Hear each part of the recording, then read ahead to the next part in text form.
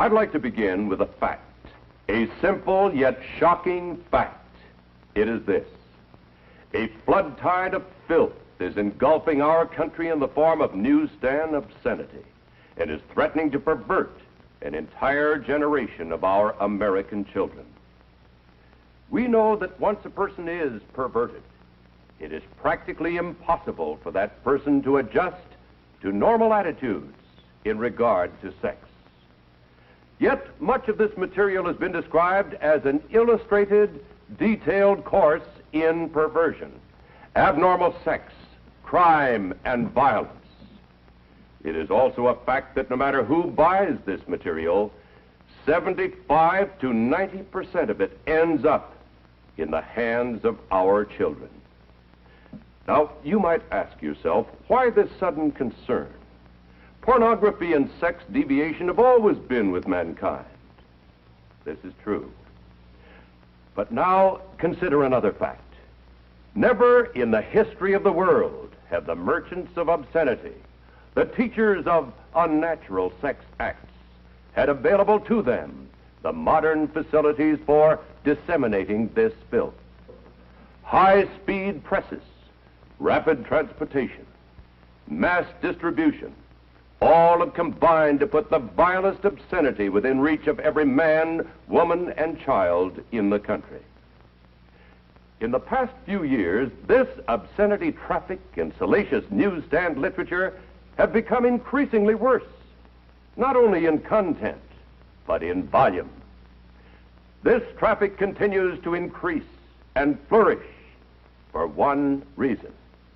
It is big business, profitable business for the mercenary persons who produce it, and for its more than 800 distributors. The United States Supreme Court has described it as dirt for dirt's sake. We describe it as dirt for money's sake. Obscene literature is a $2 billion a year business. That's $2 billion.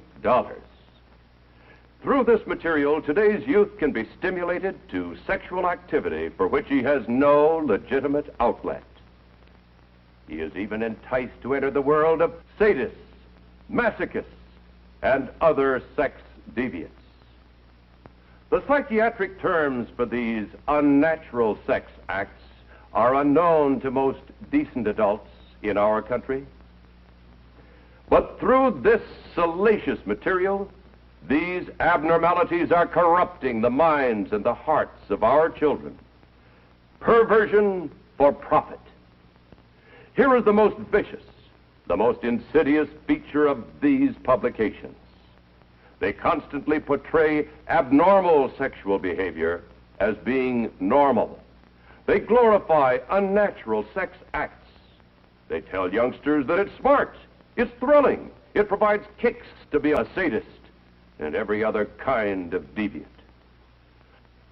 The Military Chaplains Association of the United States, practically every major fraternal, civic, and religious organization, the juvenile court judges, the Federal Bureau of Investigation, innumerable psychiatrists, sociologists, and psychologists attribute the moral decay among our people in very large part to the obscene and pornographic literature so prevalent in our society.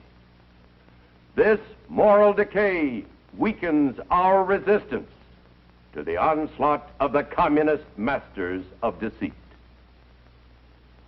A major factor that makes youngsters prime targets for this printed filth is the natural curiosity of youth about the mysterious force of sex. Yet, on virtually every newsstand is a welter of misinformation which can wreck them for life. And it is important to realize that even if you knew that your own children would never, under any conditions, buy or read this material, if you knew this, and you can't know this, you must realize that they are constantly exposed to those who do read this material and who might be triggered into compulsive acts of sex violence. As I said before, the most insidious feature of these publications is that they glorify crime and ridicule law and authority. Vice is presented as fun. This warped idea of fun has contributed to the fact that 1 out of every 20 children born in the United States last year was illegitimate. The rate of illegitimacy has been steadily climbing, and the care of these children costs taxpayers $1 billion a year in government aid. This does not take into account the human misery or suffering that cannot be measured in dollars and cents. What these publications promote as fun has helped to increase the spread of venereal disease in this country. Reported syphilis has increased more than 300% in the last 5 years. The increasing crime rate also parallels the increase in obscenity. A vicious crime of violence, murder, forcible rape, or assault to kill is being committed every 3 minutes. The total cost of crime in human waste, misery, tax, and material loss is beyond calculation. Sex-mad magazines are helping to create criminals faster than we can build jails to house them. This $2 billion a year racket is challenging every mother and father in this country and everyone interested in the welfare of our children. The question is this: do you want your children stimulated and driven into an early, unstable marriage before they have had a chance to achieve the economic, educational, and emotional stability necessary for family life? Do you want them to lose all chance of a normal, happy married life?